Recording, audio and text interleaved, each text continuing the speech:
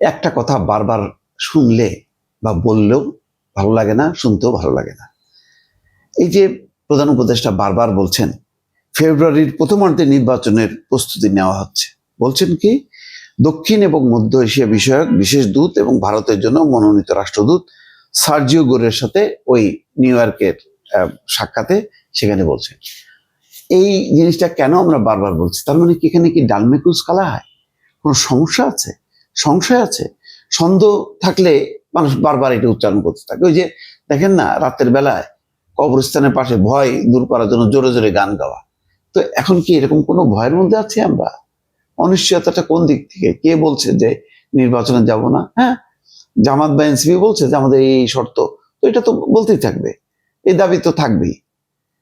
কিন্তু প্রধান উপদেষ্টা যখন নাকি দেশে বিদেশে বারবার দফায় দফায় চিন্তা করেন, এমন কোনো দিন নেই যেদিন তিনি বলছেন না যে ফেব্রুয়ারির প্রথমার্ধে নির্বাচনের জন্য দেশ প্রস্তুত, আমরা প্রস্তুত, এটা হতেই হবে হবে। এই যে কথাগুলি বলা মানে কি জানেন, মানুষজন মনে করছে যে না তাহলে বোধহয় কিছু একটা আছে, বোধহয় নাও হইতে পারে, ইউনূস চাইলে কি হবে, এখন অন্যরা মনে হয় চায় না। এতে বরং আরো সন্দেহ সংশয় হচ্ছে। দর্শক।